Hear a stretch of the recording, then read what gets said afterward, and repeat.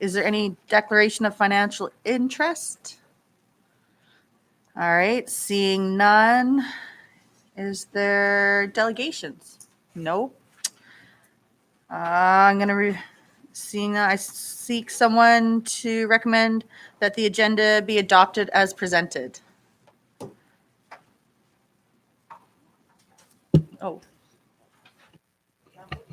I move that the agenda be adopted as presented. I'll second. all I'll right. second.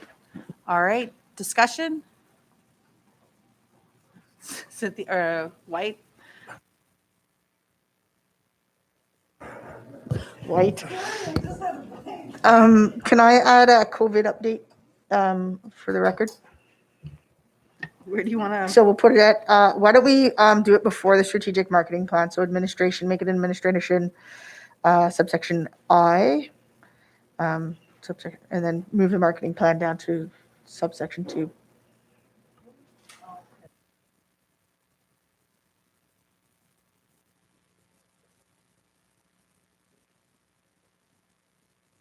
Okay. All right. Do I have any questions? Oh, yeah. Councillor Tuckey? Thank you, Councillor Ferguson. I'm not sure, but I think there may be an oversight at the last meeting of December 14th under administration subsection B. Salt River First Nation Development Agreement Phase 2 was tabled for the next municipal services meeting, which is tonight, but I don't see that on the agenda. We're actually in the Community Service Standing Committee meeting, not the Municipal Service Standing is next. My apologies. Administration. Sorry, can we also add a recommendation for a member of council to sit as an ex officio on the museum board? Museum board. So again, maybe put that before strategic marketing plan.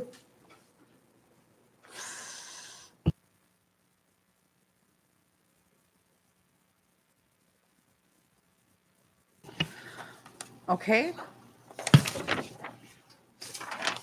So I have those 2 adds to the agenda. Any more discussion? All in favor? Oh, yep. You should have the person who's table the motion and the seconder to agree to the amendment of the motion. All right. You agree? I agree to the amendments. And I second that. All right. No more discussion? All right. All in favor? Agenda carried.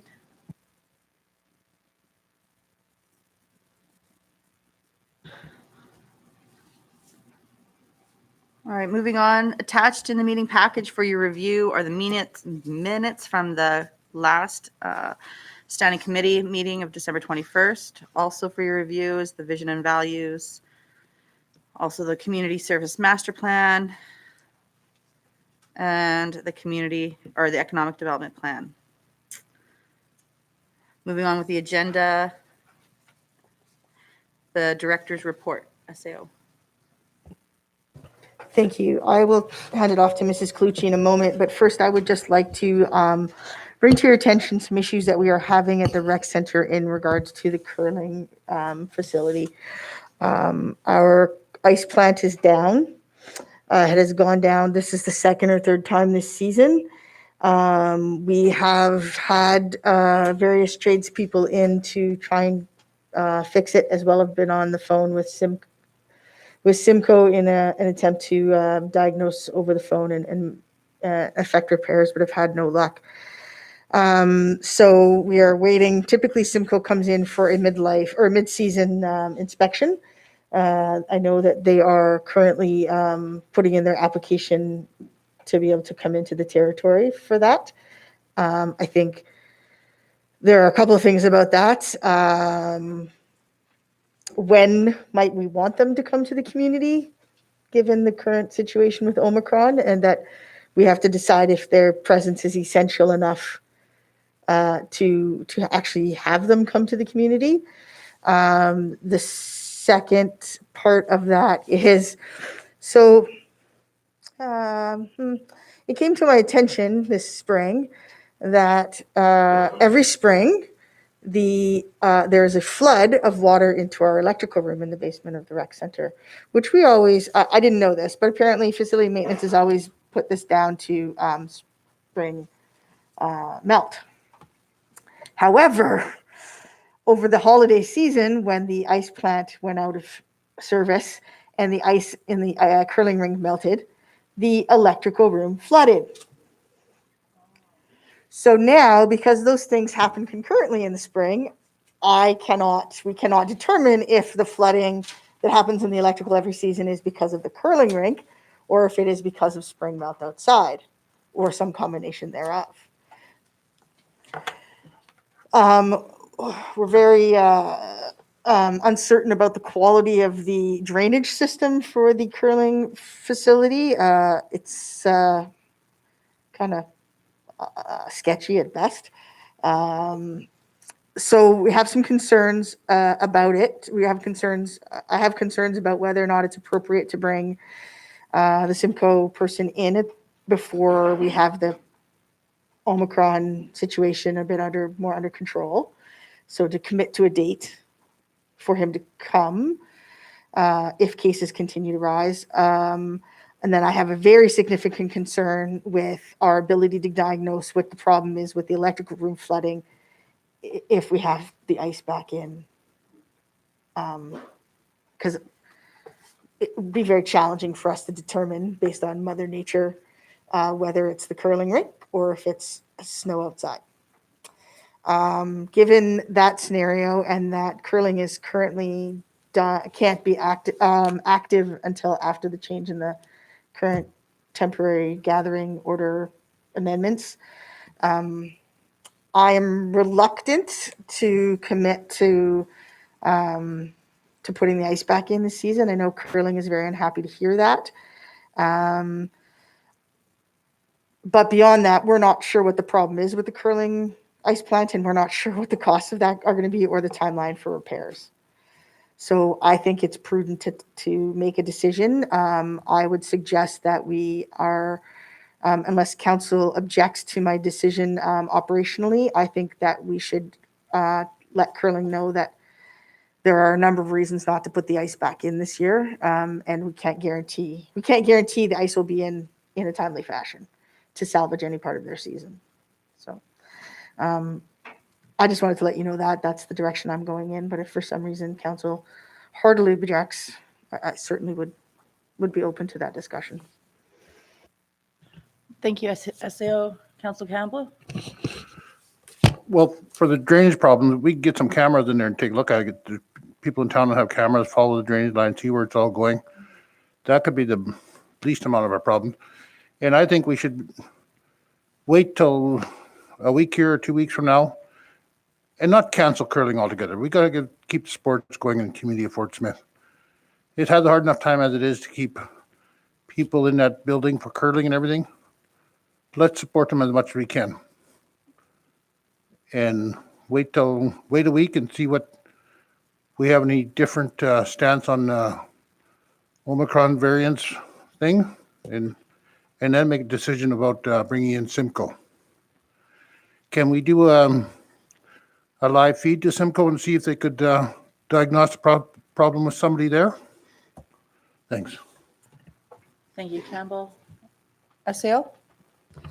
I can follow up with the Director of Municipal Services. My understanding is that they've been on the phone. Whether or not they've done a live feed, I'm not sure, but they have been on with the people. The tradespeople have been in as well. The electrician and the I think the plumber have both been in on the phone with Simcoe. So it seems to be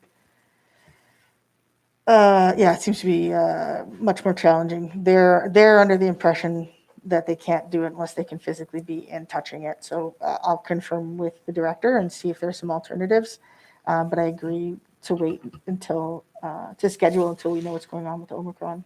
So I don't want to just have them come in a week and we're still high in our numbers and something, again, I don't want to be the person. made it worse. Thank you, SAO. Oh, Councilor Kroll?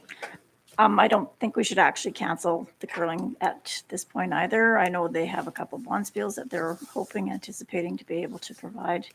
I realize the challenges that are upholding right now, and I agree with Councillor Campbell that if we're able to try and bring the ice back in, or at least get them in and find out how much it's going to cost so we can budget appropriately and get a time frame on it, that would be better for everybody involved. Thank you, Councilor Kroll. Deputy Mayor? Thank you. I think we have two separate problems here. And my first question is going to be, is this flooding a reoccurring thing every spring? SAO? That is my understanding from the supervisor of facility maintenance, is that it happens every spring. And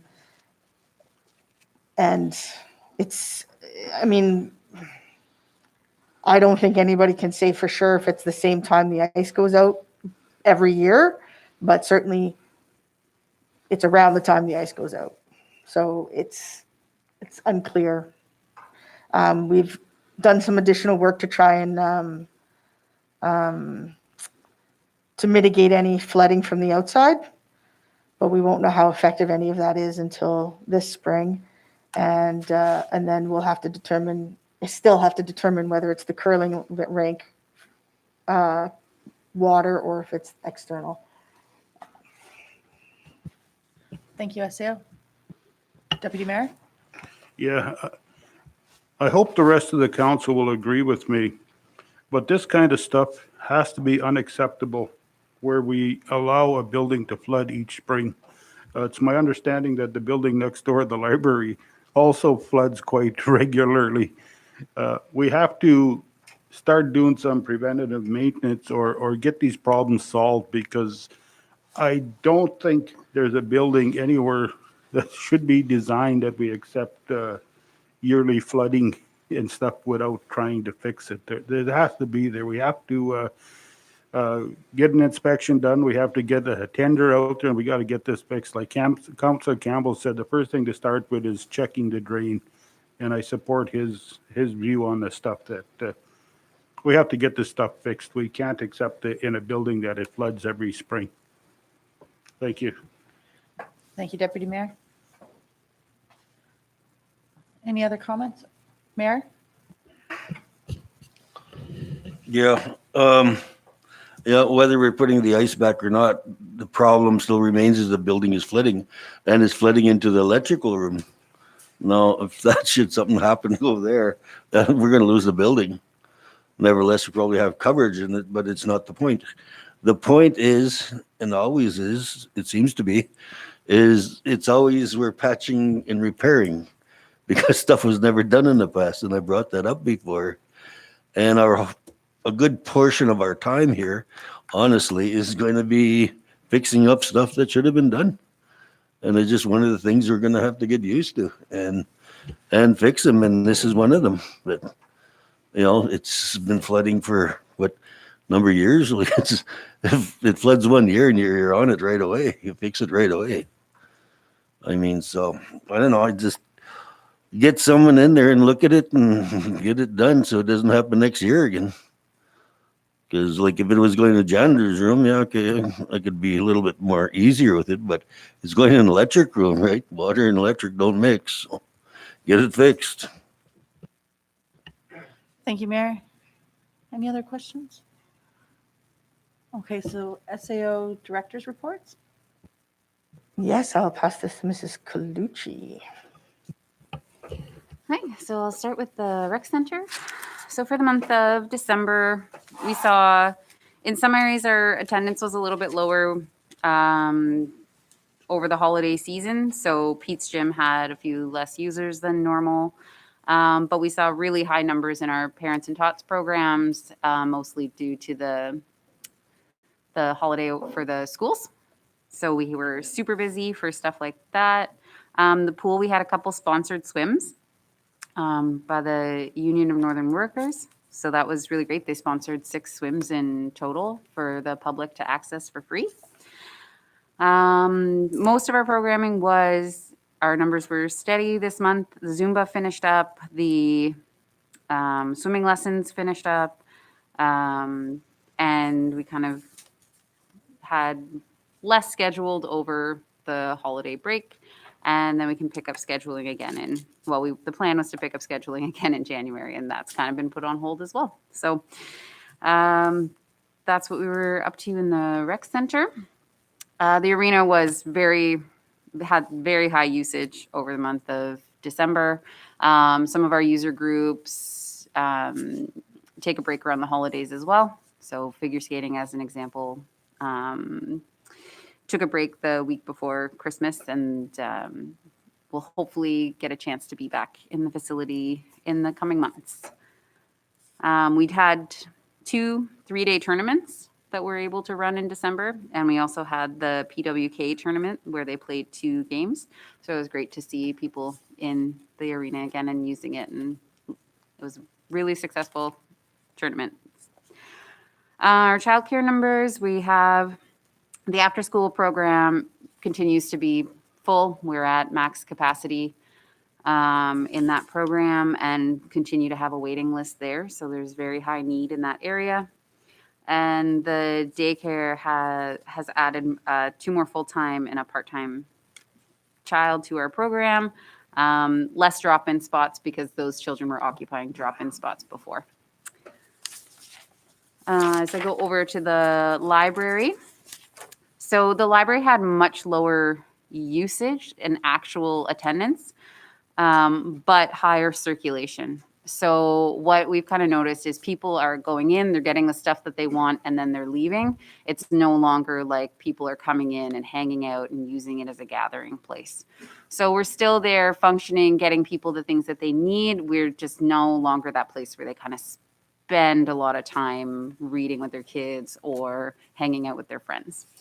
Our programming ramped up in December. So we had just over 300 people attend in total, and over 100 of those were for programming. So it's a really great tool to have people getting into the library. They come in for the programming. They usually then stay and check out some books, check out some DVDs. So it really does help with the usage of our facility. Some of the programs that were run, there was a crafternoon event with multiple crafts geared towards families, a Lego building challenge, there were board games, and a time capsule. So it was really, really busy over the holidays at the library. And across the year, we were able to identify through the collection of the statistics that 20% of our usage in the library is for program attendance. So it's a really, really important service that is added there. So we're bringing people in and giving them more than what they would just get if they came to a library without programming. So it's really nice to see that addition to the community. The overall yearly numbers, we're much higher than last year because we weren't allowed to operate, and we were still operating at less than a full year because we only opened up in March. So we ended up seeing just shy of 4,500 people, which is very successful after last year. But in comparison, in 2019, we had close to 14,000 people come in over the course of the year. So we're hoping to climb back up to those numbers eventually, but it's come a long way since the previous year, which was basically at 0. So we're working on getting back up there. All right, and that's it for the library. Thank you. All right. So you wanted me to change in the agenda. We're going to go administration and then economic development? Okay. All right. So is there any questions about the director's reports?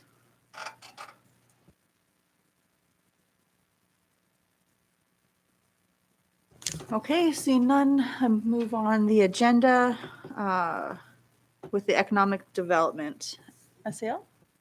Thank you. I'll again give this Mrs. Cloutier as the director in charge of this department.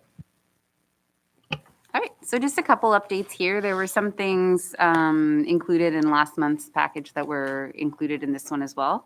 So a couple things that were added this month was the results of the Light Up Fort Smith program. So we ended up having 15 houses that put their names in for the contest.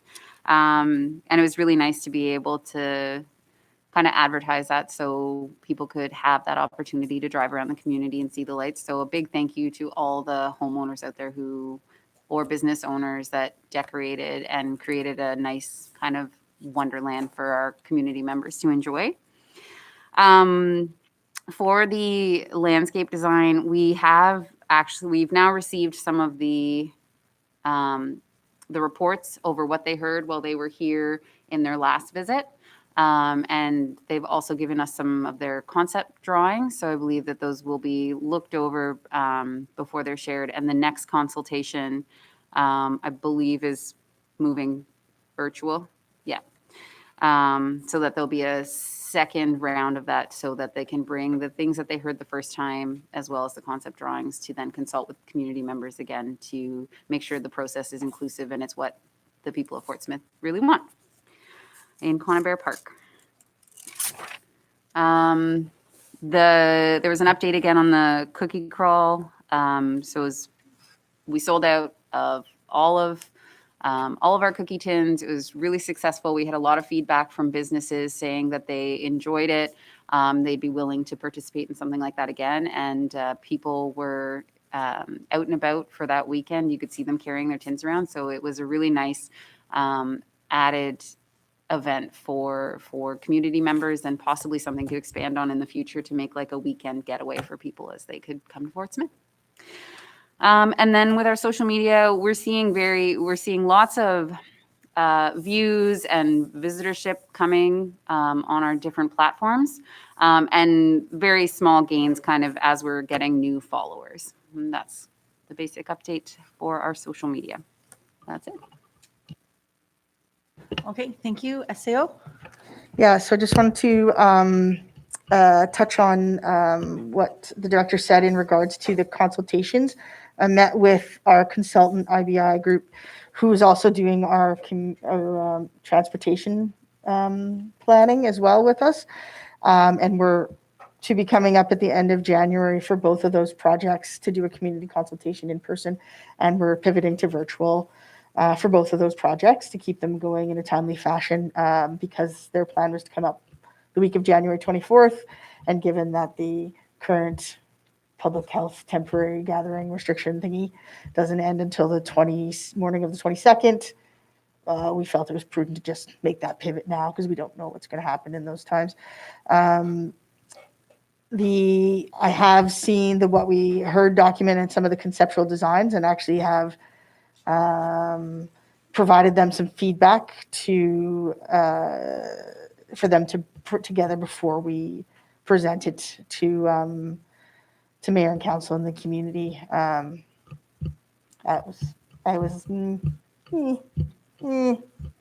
If we're going to pay for a project, we want it to be spectacular, not. So hopefully we'll see some new designs on that fairly quickly. Yeah. All right, thank you, SAO. Okay, questions, Mayor? Yeah, this is the only time I get to speak, so I'm going to make full use of it. Kate, what is the time frame we're looking at? We're looking at January coming in again, and then when are they going to meet with mayor and council? SAO? So my hope is that to get you guys what we heard document and conceptual designs, and then be able to provide feedback, and if council so chooses to meet with them. There is a third community consultation planned for later in the winter, which was supposed to be virtual, and I assume will still be virtual. And then there'll be a formal presentation to council once we've pinned it down pretty close to what we want. So that will be later on in this March or April, I think. Thank you, SAO. Deputy Mayor?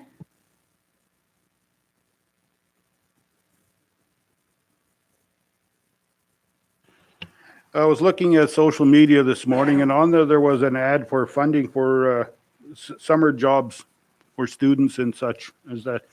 Is that something that our economic development officer will be looking at? And if we do get the information, will that information be shared with other businesses in town that may want to be aware that there is funding out there? And is that the kind of thing we're going to start looking at? Thank you. SAO? Yes, definitely. So we will be looking at there's a few funding opportunities. There's youth employment something strategy, yes. There's green jobs funding. There's a few other ones that we will continue to look at. And generally, once we have all the information, the economic development officer puts it out to local businesses to ensure that they know it's there. And we often put it up on our Facebook feed and website as well. So that should be coming out fairly quickly. Thank you, SAO. Any other questions? Mayor? Yeah, I guess for council, I'd like to turn the corner here. And that is like, I have nothing against the reports. They're good reports. But I'd like to turn the corner and go into more bigger things. Like what Deputy Mayor said, there's the museum to think about that could be in trouble. I want to take the corner and start helping those people out because it's our building and we're gonna end up with it, right? So I want to start solving the bigger problems. So I'm going to be honest, and these reports, there's nothing wrong with them. However, I think these reports could go quarterly, throughout the year, because they're numbers and there's stuff like this. I want to concentrate on more bigger items. We got housing problem here. How do we solve that? Who's going to solve it? What department's going to start it? Like, I'm totally building a new thing, I guess, from what we used to have. But it's those answers that we need and our community needs. And I really honestly think that the reports like this can go quarterly, as a catch-up. But like once a month, then I guess my thinking is, when do we ever get a chance to solve the bigger problems that people are going to ask us? So I might be right, I might be wrong here. I'm just taking a shot in the dark and, seeing what the others of you think about it. But there's bigger items that we need to deal with. And I'm sorry, I don't want to deal with these every month. I could see them quarterly. I want to answer the bigger questions. So that's just my true point, if we may think of it for a while, probably. Thanks. Thank you, Mayor. Councillor Campbell? Oh, I agree that we got to look after bigger problems, but we still have to listen to what our directors are doing in each department. And this is telling us what's happening, what's going on. It's interesting to going on. The amount of participation the town is doing, if we're going in the right direction. This could be done every month, as they've done it right now. And then every bigger item we can handle a little later in the meeting. As long as each thing, we got the directors in here giving their reports and there's all the stuff that's happening in their department. We're responsible for all that too. Thank you. Thank you. Councillor McDonald? I'd just like to add to what Councillor Campbell said. I think there's a lot of value in this information that's presented to us monthly. It shows the community the successes that are happening in the programming and the facilities. And from time to time, it allows an opportunity for us as councillors to bring forward issues that may be of concern to community members around programming or facility use. So I think there is a lot of value here, like Councillor Campbell said. Thank you. Deputy Mayor? Thank you. I agree with the mayor. We got to get some of this, some information out to the public of the things that we're doing that are more beneficial to the community in ways we acquire funding. And also programs such as our program which helps small businesses. We gave out $25,000 to different businesses throughout the town. I would like to have a report back on how that money is spent, how we're following up with with the businesses that accepted that money, who they're training and how they're doing it, and different things like that. I think that is more beneficial to the community, to let them know that we're actually interested in how these dollars are being spent, and where else we're looking for dollars that could help the community with jobs and things like that. So I think dealing with the economic development, I'd just like to see more reporting on things that is going on, how we're securing funding, and how that funding is being spent. Thank you. Thank you, Deputy Mayor. Any other questions? Council Campbell? Oh, I agree with you, Deputy Mayor, but I still think all this other stuff in here is still valuable to us and to the community. It just add a bit more to them. It just showing what our directors are doing and what's happening for the small things in the community. And if we have to ask for a few more things, let's ask for it. Thank you.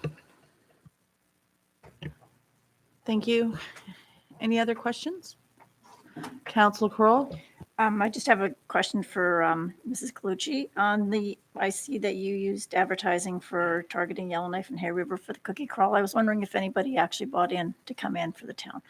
Shucks. Thank you.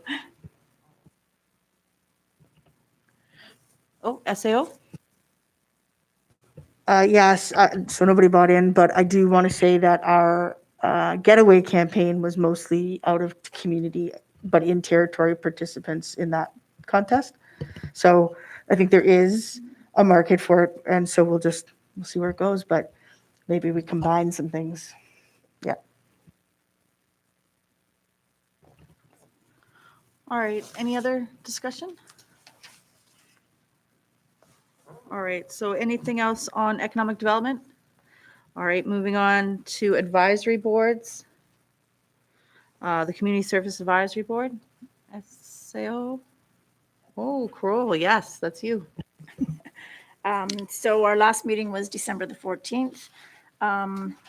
We are continuing to work through the Community Services Master Plan, and we're looking at possibly having the meetings changed to the third or fourth Tuesday of the month so that the minutes can be a little more timely coming to council at that point.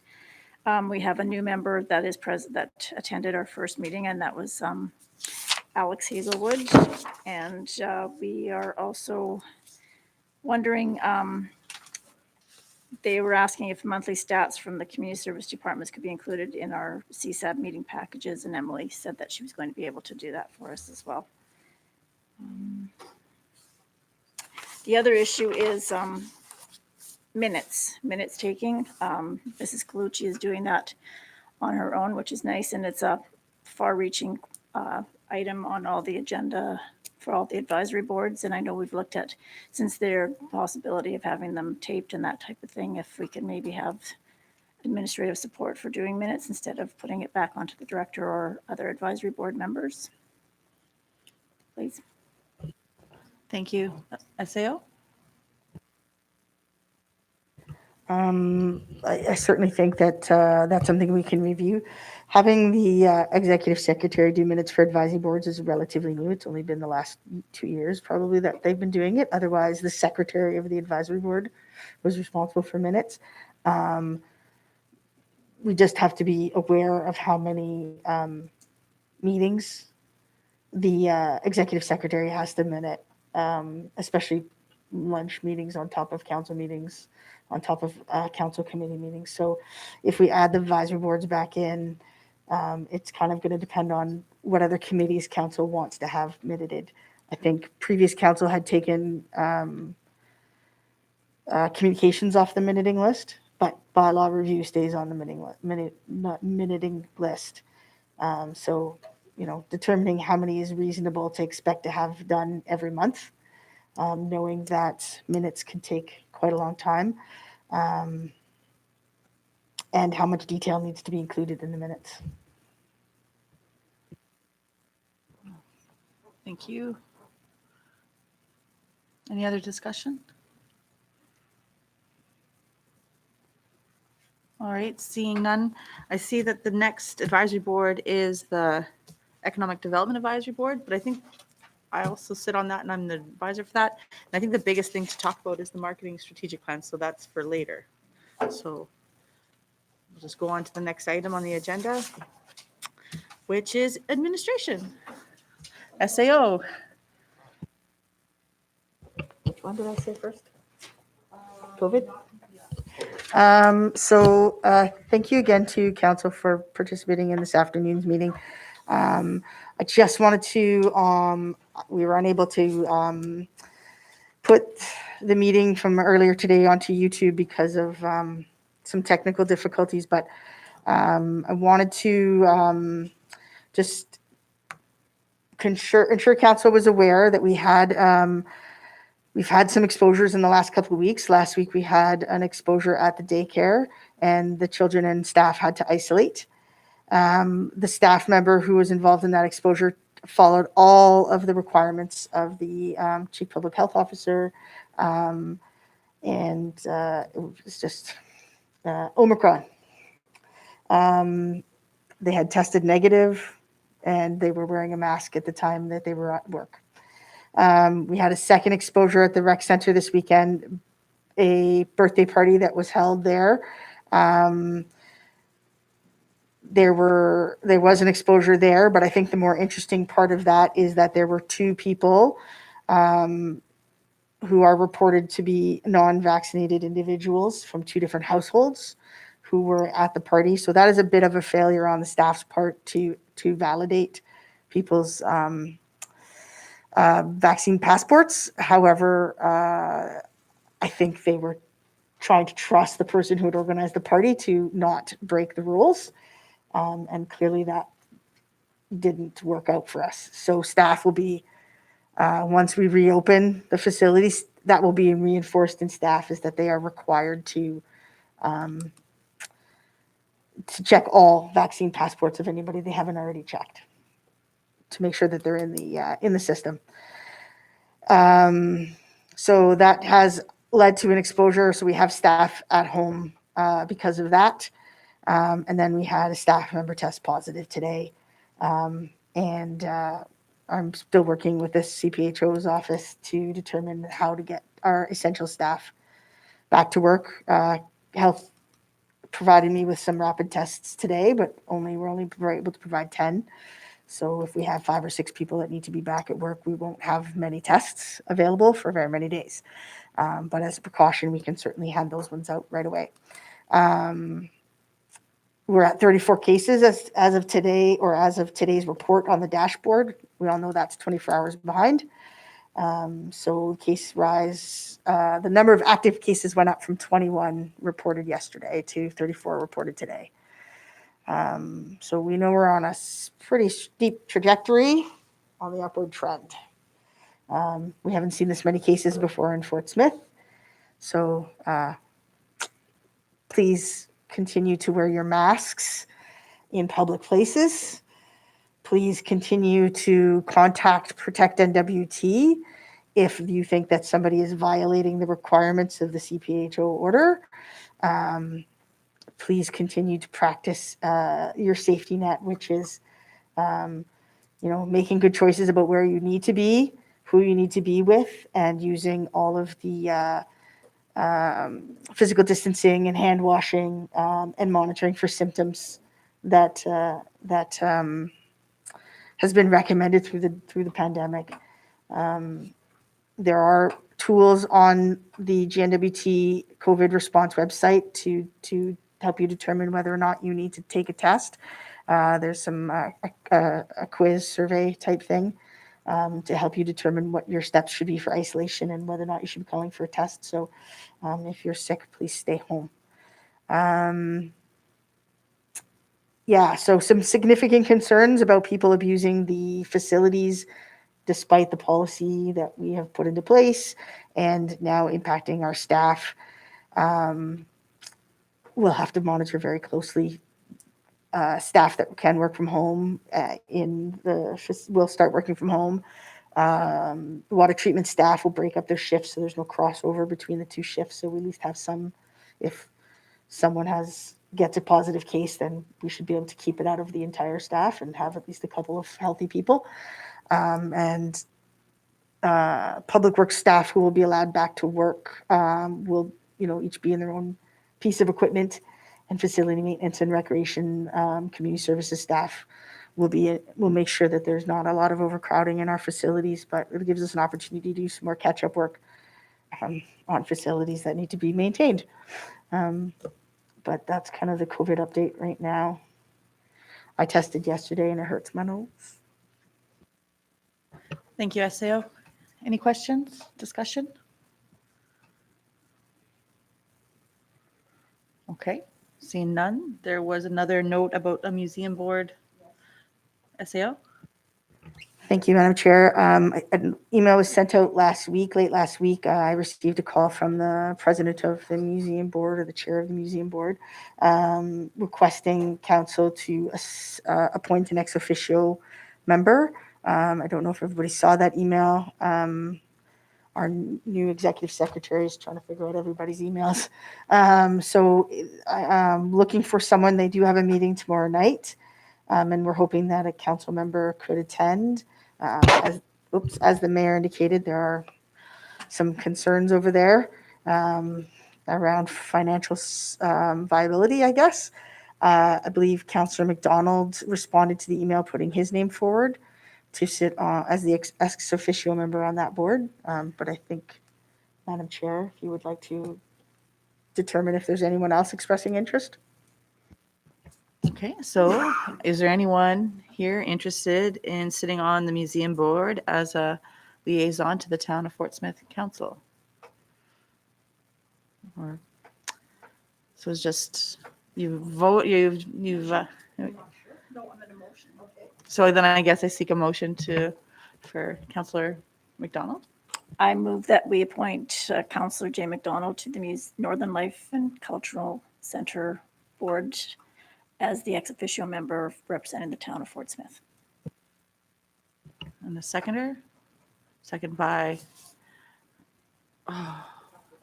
Kissinger. And any discussion? Okay, all in favor? Okay, motion carried.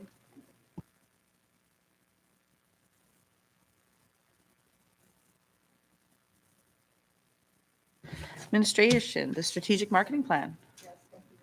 Yeah, okay. Oh, wait, no, sorry, I jumped.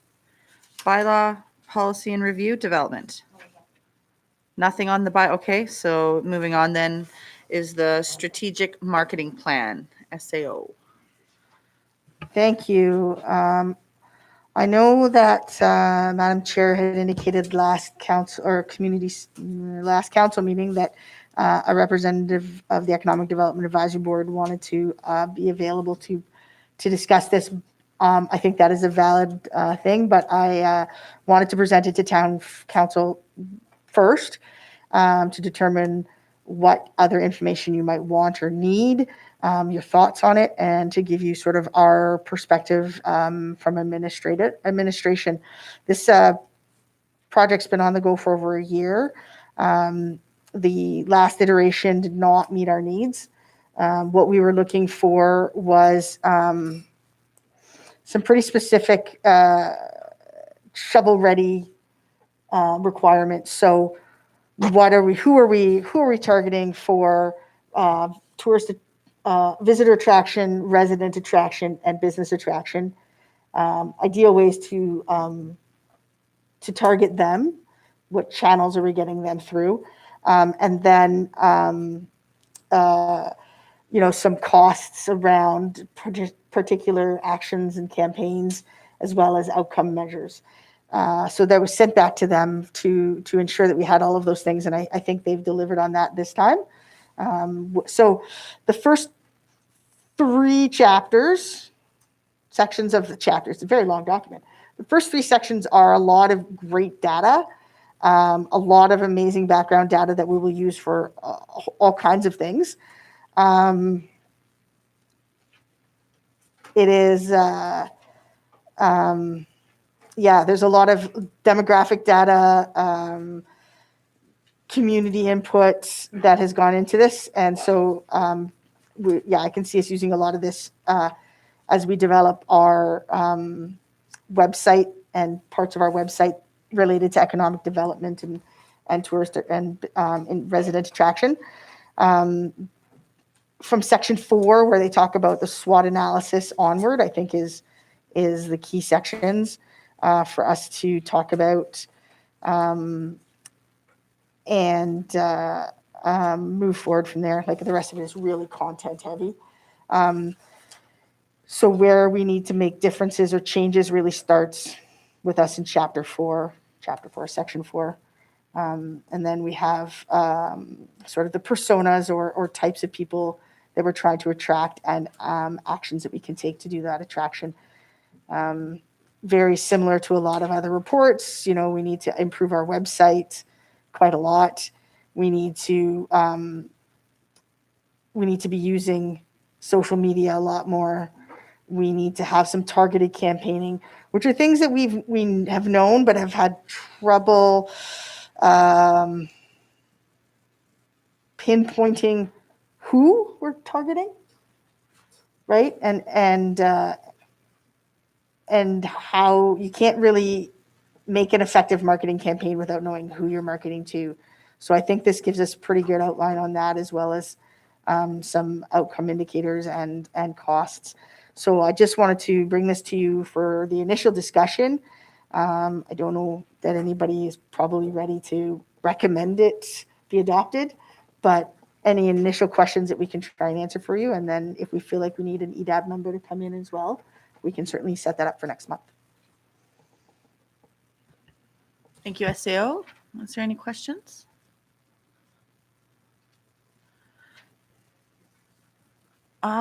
I just have a couple comments because I only got to, so like the beginning part of it is really content heavy and I only really got to like 5.1 of it, right?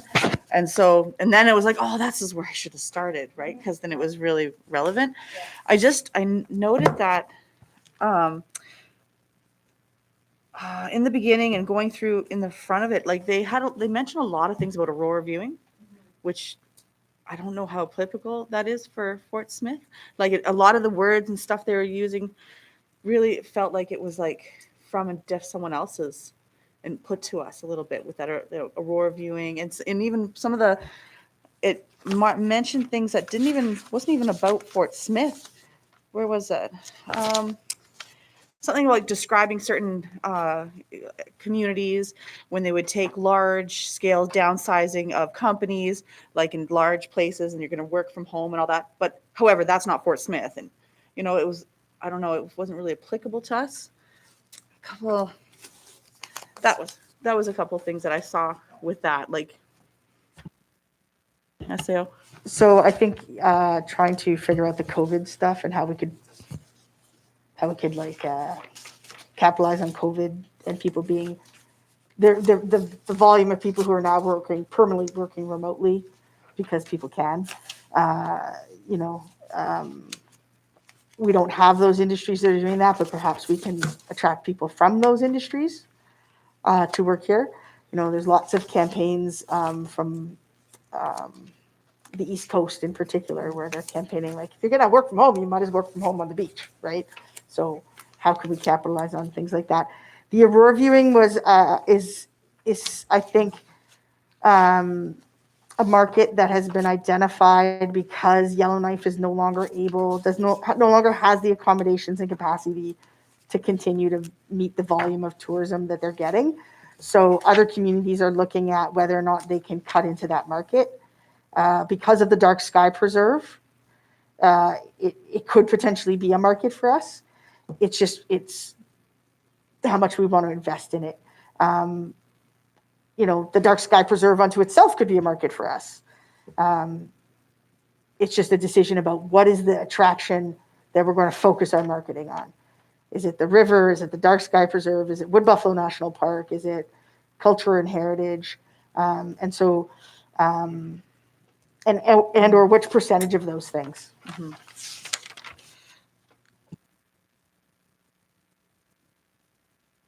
They mentioned a lot too about one of our potential growth markets was the loop or the southern, the traffic through south. However, that was only really through Hay River and Yellowknife, those markets.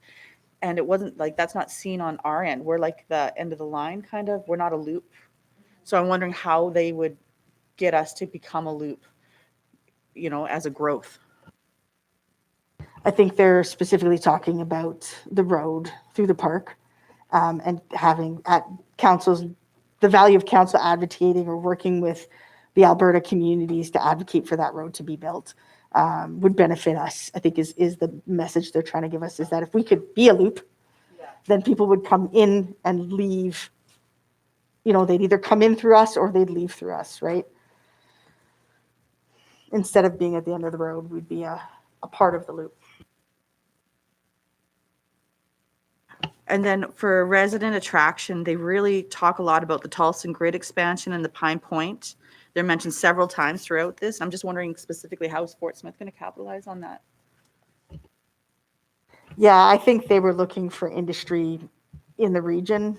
I'm not sure if we're going to capitalize on that for any long term. I mean, the Tolston expansion potentially, I guess, or if a new dam was built, we would probably in some fashion benefit from that, but it probably wouldn't be long term.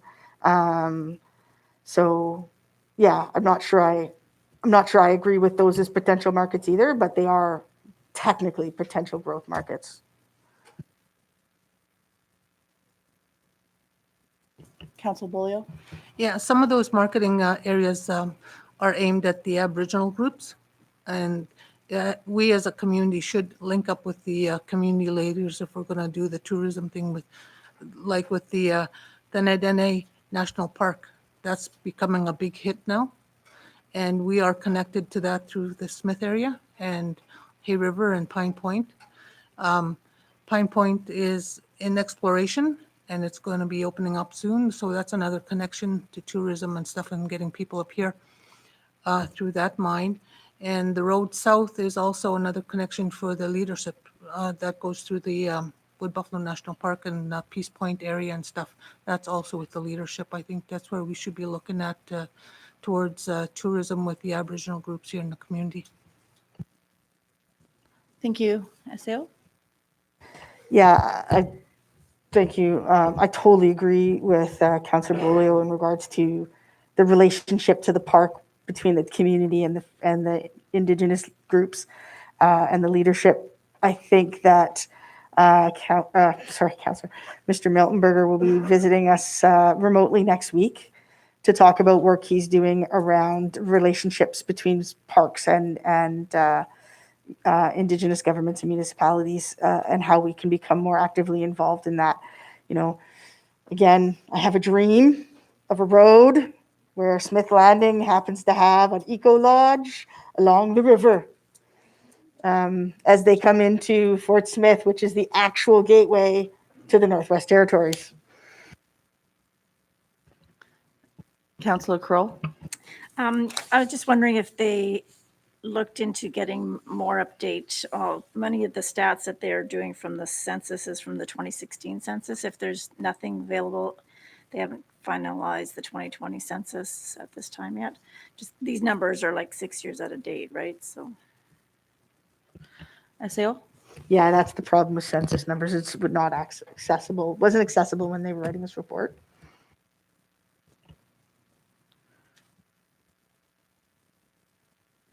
Any other discussion?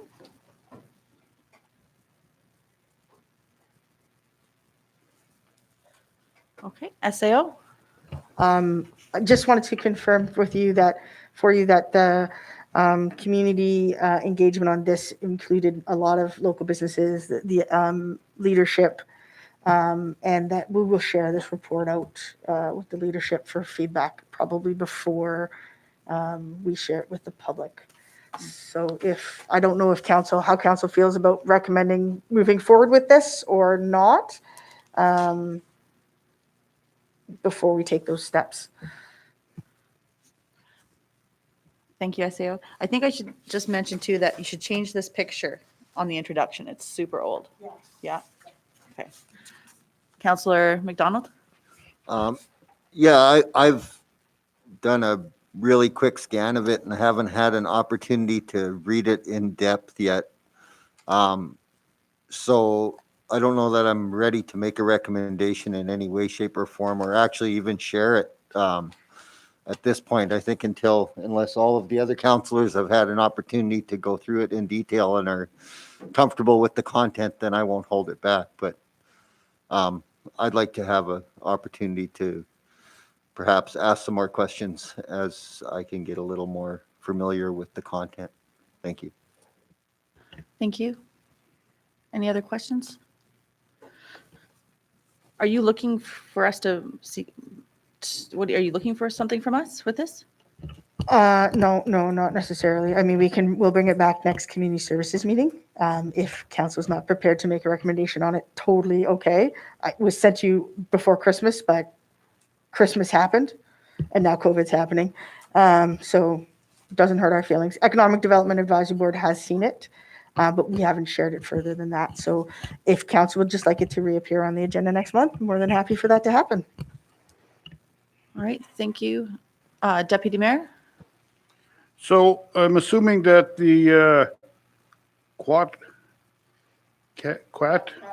Catalyst Research Group is not based in Fort Smith. They're a consulting group that has put this together for us. SAO? No, they're not. They did engage somebody from Yellowknife to do most of the engagement in the territory or in the community. But no, the company itself is not from Fort Smith. It was put out as an RFP, and as part of the RFP process, they were awarded. Thank There you. were no local submissions. Thank you.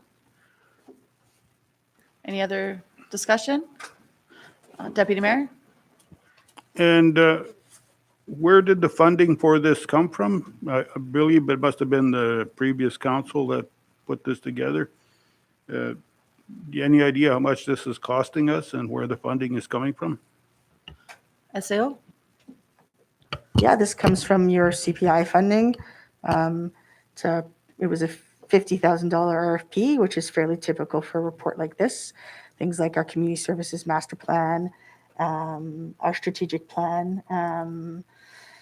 That's the general cost for such a report. Thank you. Deputy Mayor? So we have a company from BC that put this together with a person from Yellowknife, and there was no involvement of the people of Fort Smith, other than a few questions asked, maybe?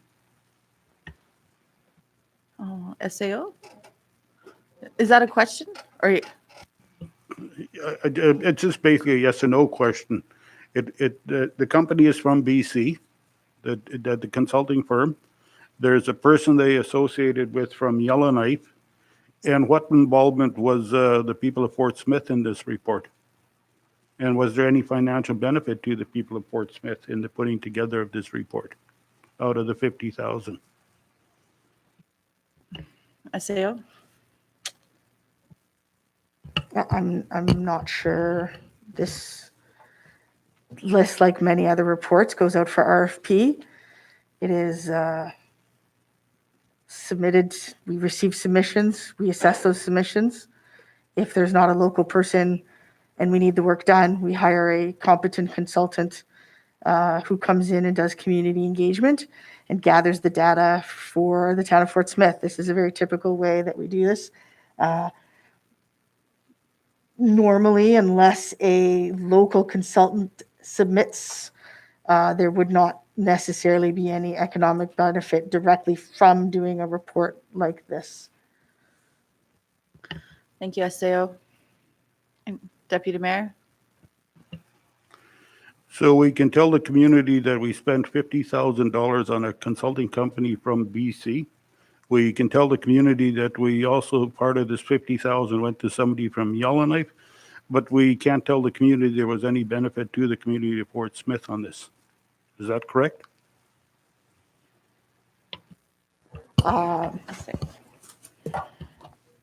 Councillor McDonald? So I don't know with all due respect, Deputy Mayor, what exactly you're asking. I think this is a process that was gone through a RFP process. They asked for a specific product, which the terms of reference for the RFP were determined by the administration in the town of Fort Smith. It went out into a competitive process like we've discussed in this room. And this is the resulting product. We have no ability to say that when we put an RFP out for any product or report that it has to benefit a company or a contractor from Fort Smith. That's an unrealistic expectation on our part as a town to put that kind of a stipulation on. And how the company that is successfully bid decides to do the work is not for us to say whether they hire someone from Fort Smith or someone from Yellowknife. This is a fair and transparent process that happened, and I'm unclear as to what you're questioning at this point. Thank you. Thank you. Deputy Mayor? My question is quite simple. We're spending $50,000 on a report that, well, to be honest, if you look at it, doesn't really tell us a lot, if you look through it. And we can all read it and have a good discussion around it.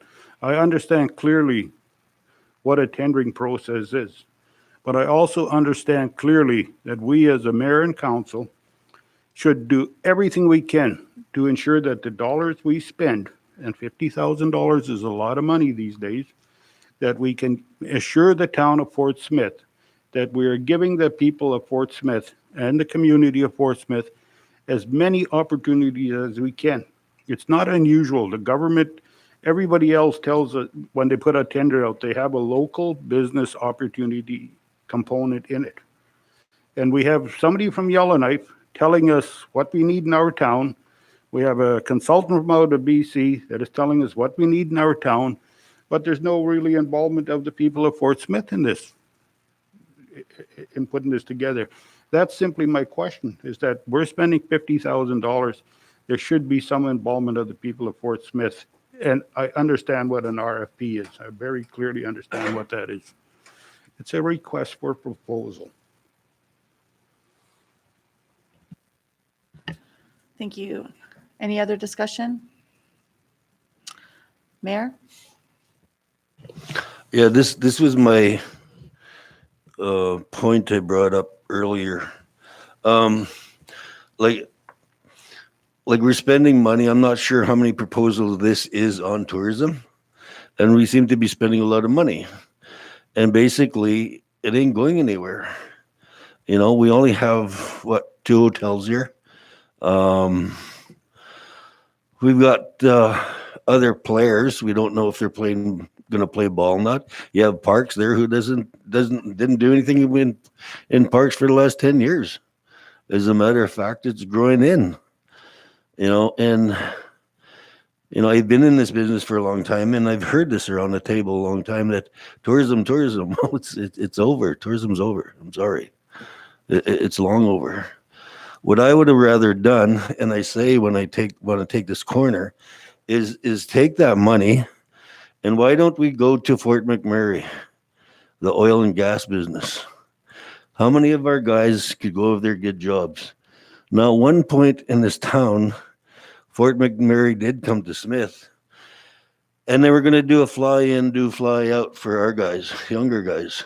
And those are the ones that we need to look after too, is the younger ones, because they're the next ones that's going to invest in this community. So we got to have something there for them. And oil and gas is great money. And this is not the first time I brought this up. I brought this up in years, not in this arena, but a different arena.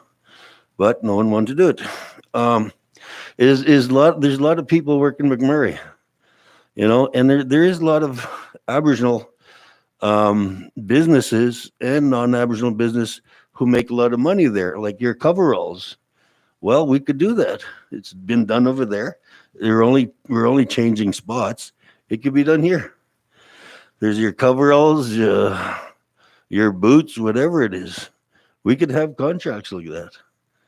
It's just that over the years, I guess, and please excuse me, over the years in this, that you watch this thing, tourism and tourism and tourism, and then at the end of the day, who's going to do it? Like if you need a horse ride, well, that person's got to be in there because you got a party of 5. You can't say, well, I'll get it in an hour's time. Everything's got to be set up. So are people ready to do that? And where are we going to do that is another thing. And I think it's pretty well over. And that's where I'd like to take the bend in the road is let's look at other avenues. Like Fort McMurray's there, and some people may not like it because some say it's dirty money, right? But in the 80s, we all had our shot and we lived pretty good. Now I think we owe the next generation the shot we had in the 80s. So you have to excuse me if I want to take them somewhere else. And if, they make good money, well, that's their problem. That's not my problem. But I think, we owe it to our younger citizens to have the very best for them. Because in the 80s in Fort Smith, it was booming. And I know that because I quit this labor job, in a day's time, I had another labor's job. It was a good year. Parks was one of the biggest runners. Well, that's not here anymore. And for the ones that are around in the 80s, we lived pretty good. We had money. We just blew our paychecks. There's another one coming anyway. So it's that kind of thinking that I think that we need to put more time into our use. And not necessarily they always have to have grade 12. I know we want that, but not necessarily. They have grade 10 even, and they can do, they could apply on, apprenticeship. I'm sure McMurray would have a bunch, but it's those things that I want to concentrate. But I always find it that we're always talking about the same things. It never worked for 15 years. It's not going to work. It's time to give up on it and take a bend and go to a new avenue. I'm not running down anything that, we've done here, but there comes a time when you really got to call it quits and you really got to focus somewhere else. And yes, I'm very ambitious. I'll tell you that. I love working hard and I'm very ambitious. And I have no patience. And you all told me that, and staff told me that, is you got to relax. It's not a part of me. I'm sorry, but I need to put out, and I need bigger things, and I want bigger things for Fort Smith. I'm not running anything down here. It'd be nice to take a turn in the curve and look at a different thing once and for all. So I'm not putting anyone on. I'm just telling you my honest opinion. So thanks. Thank you, Mayor. Any other discussion? So, Councillor Bolio? Yeah, this is the issue that I brought up earlier about the connections with the Aboriginal groups and the national parks that are coming up, and also the Pine Point mines. This is the connection that we should be looking at for tourism and that to expand Fort Smith. And like the mayor said, we are not going anywhere if we're going to stick around Fort Smith and keep promoting the same thing over and over. We got to look at expansions out of the community in order for it to expand here in Smith. Thank you. Aseo? Councillor Tucky? Thank you, Chairperson. No, I was just going to say, just going through this report, I don't think really have to go through it with a fine-tooth comb to find the odd thing that may be helpful. I noticed a little while back in the report that there was a meeting that took place in 2019 with the Athabascan Chippewa Nation, the Mikisew Nation, Fort Smith Métis Nation, regarding the road south. To me, I would like to approach these groups and find out what that meeting was about and see if we can get involved with that. because that's one of our goals is get a road south. We have to start working with these people. And this report isn't as old as people are saying, because right here, under a general economic outlook, the COVID-19 pandemic may encourage people to move away from larger urban centers to smaller communities such as Port Smith. Well, this report isn't all that old. It's only 2.5, 3 years old. No, I don't know if it's going to encourage someone to move from Edmonton, rather come to Port Smith rather than Mikisew or someplace like, or Nisku or someplace closer. I mean, that's a pretty big move. But I think there's a lot of things that if we go through this that we could probably clue into that we'll find will definitely interest, open things up for us to look at. I mean, I can understand the deputy mayor's what he was getting at. This report definitely took a lot of work, took a lot of research, took a lot of skill, and I would say very highly educated people to put a report such as this together, considering all the things that they've covered. This is not the kind of work that you're going to find people in Fort Smith that are able to do. It's a lot of work and a lot of research, and I think for $50,000, I think, and all the traveling that's involved with something like this to happen, I don't think it was really that a lot of money to spend for this report. Because I think there are some things, if we look at this quite openly, we might find some direction here in the overall plan. Thank you. All right, thank you. I have SAO, McDonald, and Bolio. Okay. Thank you, Madam Chair, and thank you, Councillor Tuckey, for that. I think, Deputy Mayor Herron, there is a part of the RFP document that requires external consultants to ensure that they are not negatively impacting potential economic development opportunities for the town when they come in. So let's say we had somebody coming in to do, an external person coming in to do the rec center. They couldn't build or bring in trailers. They would have to access our local accommodations for staff. So that's part of our RFP process. So I don't know if that answers some of that question. And I think Councillor Tuckey's very right. Tourism, I don't know. We haven't had a lot of success, as the mayor said.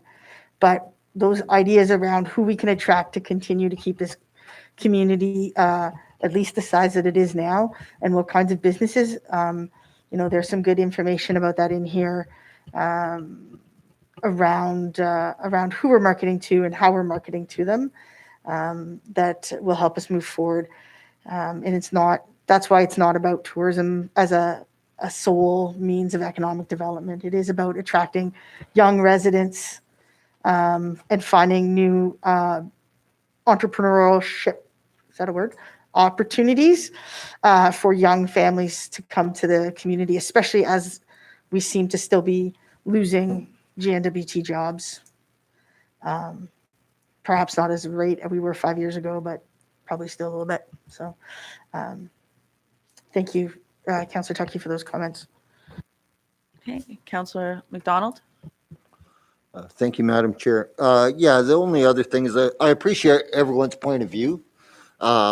And I think this report also provides some, as Ms. White said, some other valuable information around other things beyond tourism. I don't think it's that one-dimensional.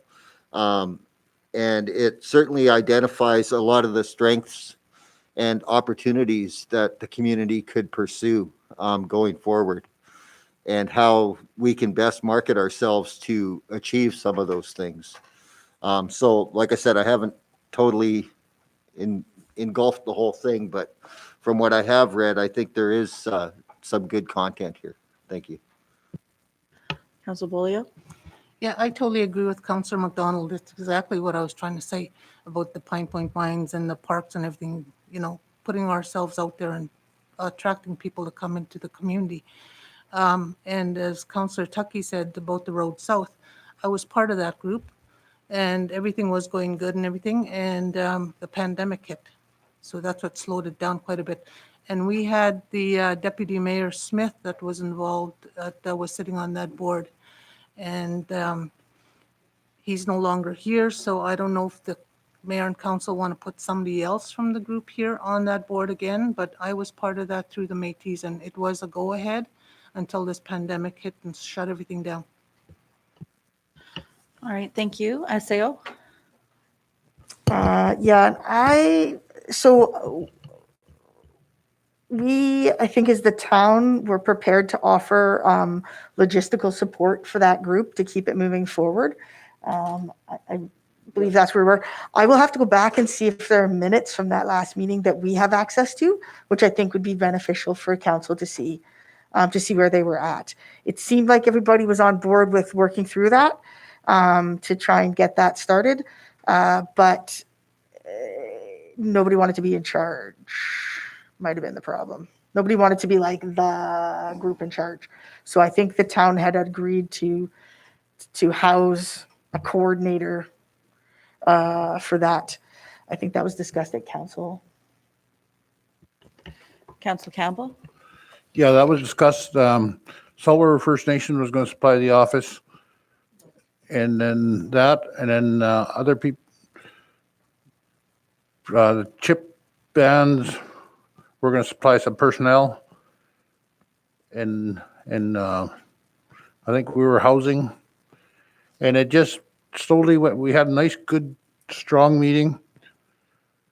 And then it just slowly died away. Nobody took the bull by the horns anymore. It just died before, right after the one meeting, that was it. We never had another meeting after that. Thanks. Council Bolio? The follow-up to that was there was a few other meetings, but they were in CHIP. They met with Mixu and Chief Walkwin at that time, and he had put some money on the table here to start the process. And like I said, we were going ahead and everything, and we even gave the option of the college heavy equipment operators to start the process and stuff. And we also started the process of meeting with the leaderships in the community to have the go-ahead on the road. And like I said, the pandemic hit and shut everything down. And that was the last we heard of it. All right, thank you. All right, so any other discussion?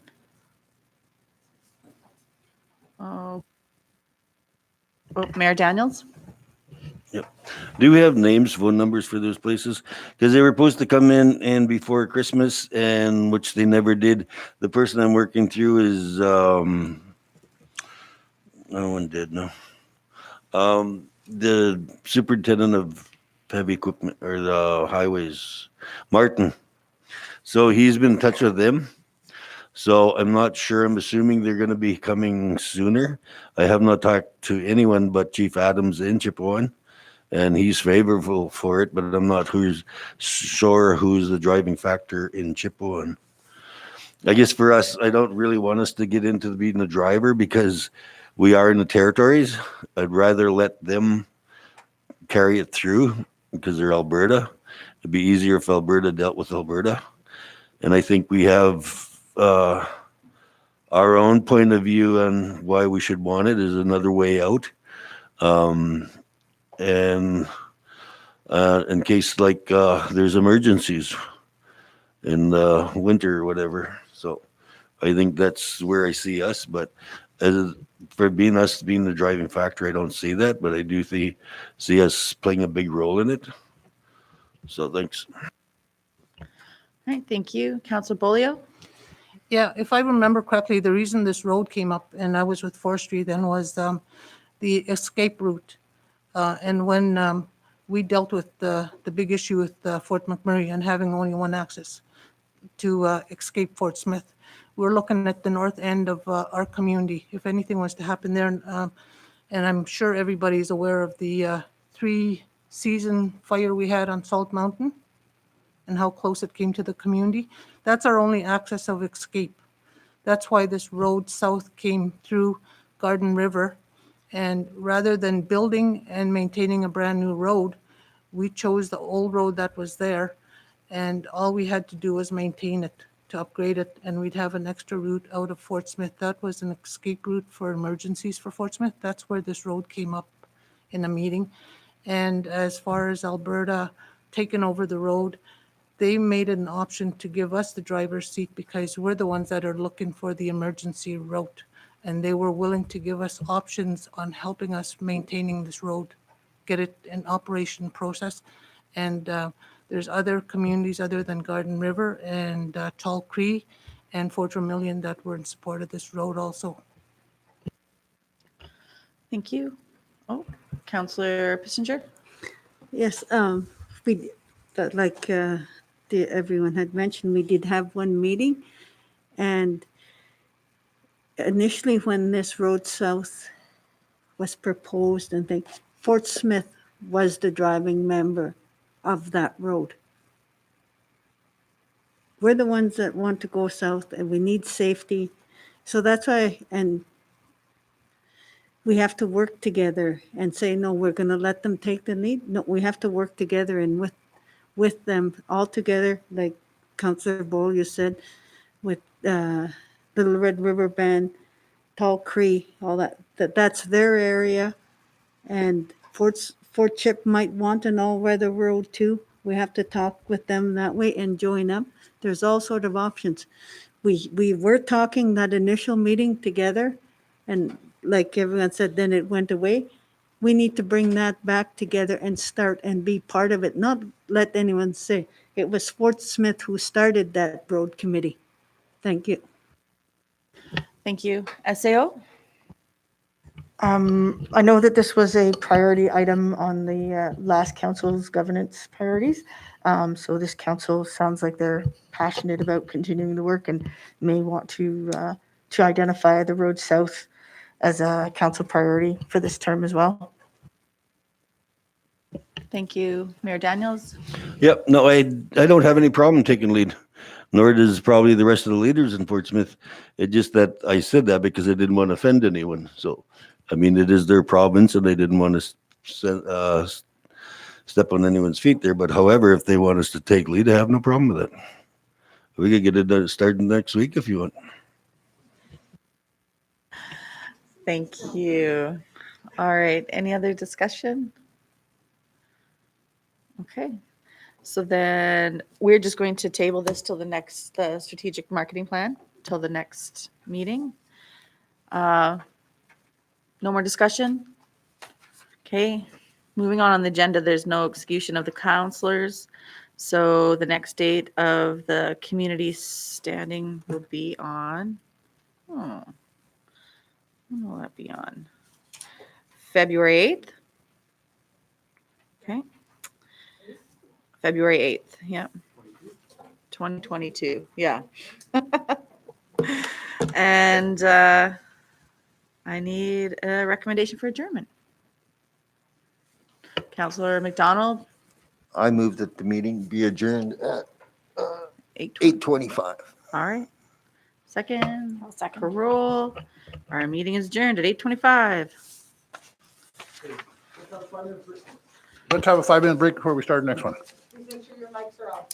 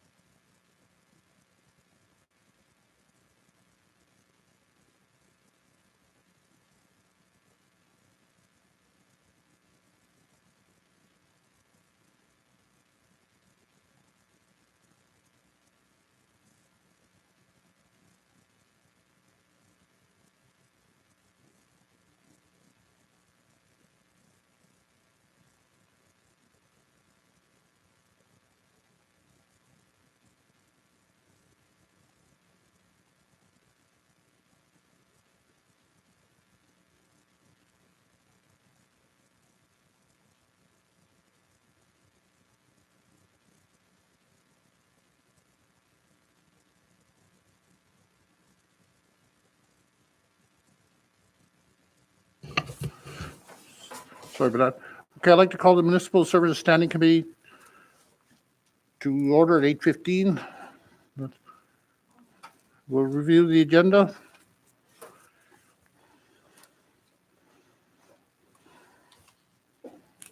Anything on the,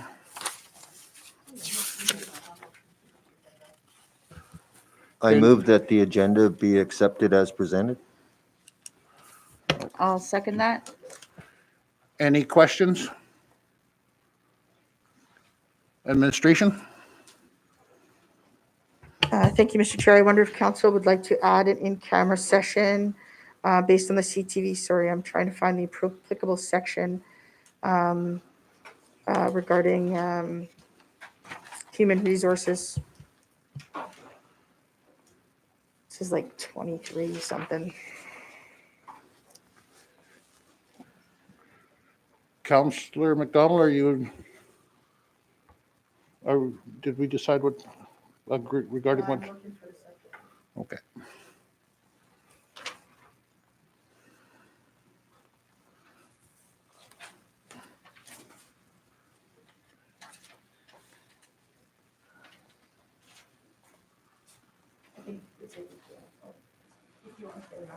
Yeah. We'll just add it to the agenda after? Yeah, I'll just add it to the official. Okay, so Yeah, I move that we adopt the agenda as amended. second, I'll second that. all in favor? Okay, passed, thank you. Okay, the minutes of our previous meeting. Any questions or anything? You all have our visions and values in the 2021 capital plan. I just have a question. Okay, Councillor Ferguson? I was just looking at the capital plan that was in there, and our dump truck, sand spreader, and hot seat that are going to be, I guess, excess or put on as extra vehicles in case we need them. How many times was ever the dump truck, sand spreader, and hot seat ever not available for use, and we've had to like order in a backup where we needed an extra supply of that vehicle? Administration?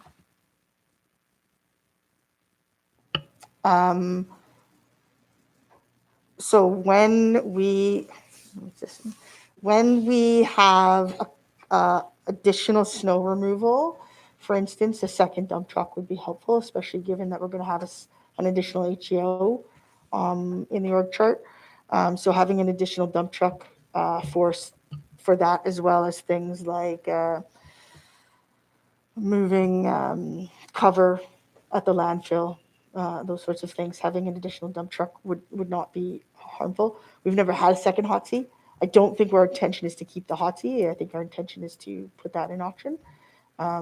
And hopefully somebody locally will pick it up in case we need a backup hot seat.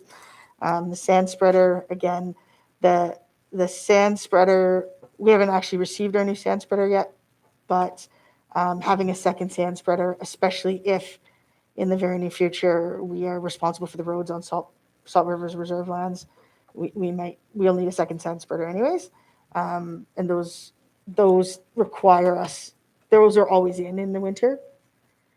So like our dump truck that has the sand spreader isn't available for snow removal because it has the sand spreader in it. So having the second dump truck and then having potentially a second sand spreader, not a bad thing. The second sand spreader doesn't really require any maintenance. The dump truck will, but the sand spreader shouldn't require any real maintenance. I'm sorry, I hope that answers your question. I think so. I was just more or less doesn't want all this equipment sitting there if we never actually needed to use it. But if we're going to be using it, then that's the question. Yeah. Can I ask a question? Okay, sand spreader. Why are we buying a new one if we could still use that one then? It's not in great shape. It is good enough for a backup. It also I'm sorry, this was in my head earlier. I apologize. I'll have to get back to you.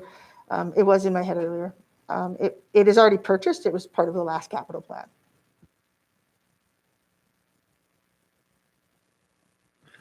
Any more question on the capital, 2021 capital plan? Let's go into the, seeing none, we'll go into the director's report.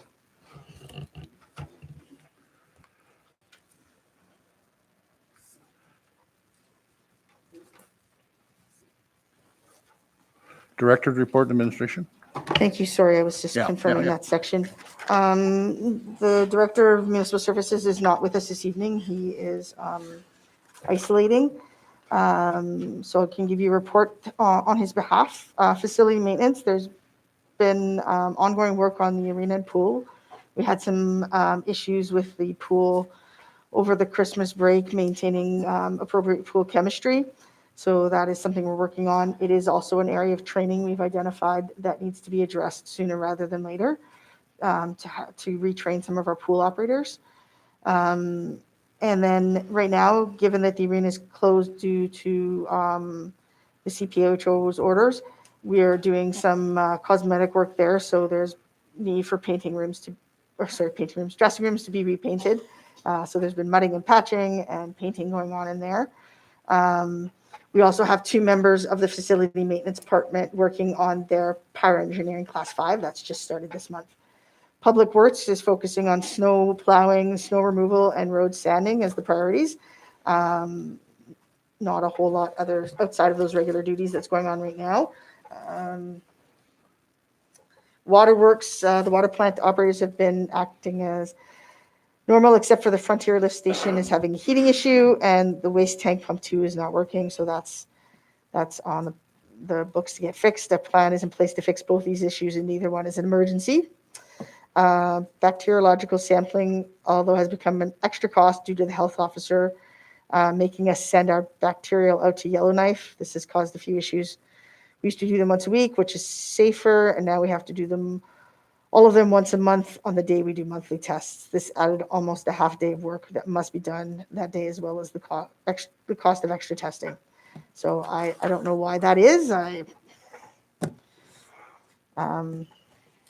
But we do what we're told by the environmental health officer.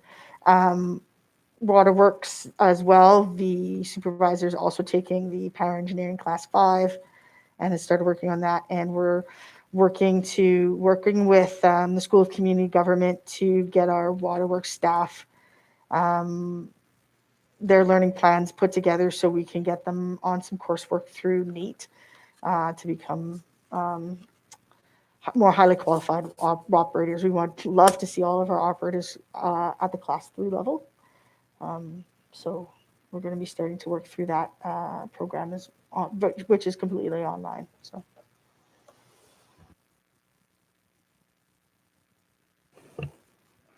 I'm going to ask a question again. Our pool training, can we get that pool training? Like, I'm thinking about the chlorine and all that stuff. Can we get that done while we have the pool down and have somebody come in and train as many staff, since they're at home, well, not out at the front lines right now, get them trained up if possible? So so normally we would have staff take the Pool Operators 1 and Pool Operators 2 course, and it's usually an in-person course. We don't have anybody locally who can offer it. We would have to bring in somebody. It's usually offered through the School of Community Government. I'm not sure where they are right now in regards to offering courses. I know they just canceled the wastewater 1 course in Yellowknife for next week. So we'll have to be discussing with them if we can find a way to do it remotely, have the consultants remote in. That would be good at this point, but we've definitely identified a minimum of 4 staff who work often enough to be responsible for maintaining the pool and the hot tub, which are fairly complex systems. So we're working to try and figure out whether or not they can support us on that to get at least the Operators 1 and hopefully Pool Operator 2 done in the next bit. Thank you for that. Any other questions? Oh, Councillor Ferguson? Yeah, thank you. I just have a question about the training for the pool chemistry. Is that the reason why the hot tub is often out of commission? Because that's, a lot of complaint about that. if the hot tub burns to the ground, it wasn't me. The hot tub is actually, because it is such a small body of water and the public health regulations around bodies of water swimming pools is so outdated that it's almost impossible to keep it within the narrow levels that they require of us. These are like regulations they've been promising us they were going to update for the last 8 years and haven't done. They're so out of date. They're so out of line with the rest of Canada. So, and because it's such a small body of water, it's really hard to maintain the chemistry when people are in and out of the hot tub. So it's not necessarily about the staff not having the training. Even with our trained staff, it's almost impossible to keep that thing properly running based on the requirements of the public health officer. We can keep it fairly easily within the range that other jurisdiction Canada maintain their pool hot tubs at, but within the NWT, it's been very challenging. So until they update those regulations, we're going to continue to fight with this. I just have a follow-up there. Can we not just use whatever the standard is for Canada if it's more of like until they can update their numbers to be reflective of what's really required? No, we have to send samples, and we have to maintain hourly records of the level of chlorine and pH of the pool of that body of water. The larger pool, it's every 4 hours, but the hot tub, it's every hour. And so we have to have those records, and they have to fall because the public health, those are regulations are based on public health legislation. So regulations are how you enact legislation. But they're NWT, so we have to abide by them. Otherwise, the environmental health officer will close us down, which we're already often closed anyway. So it doesn't matter.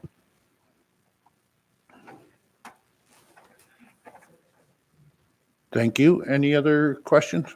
Councillor Pissinger? Yes, just a follow-up to that. I was just wondering if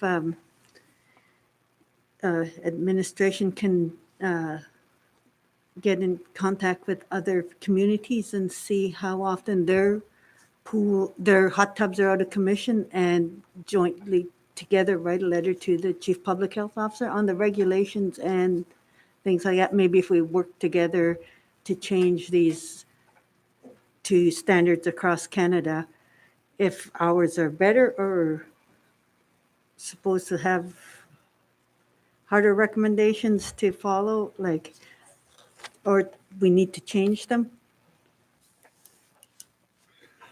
Administration? Yeah, I'm not going to name any names, but not everybody follows the regulations.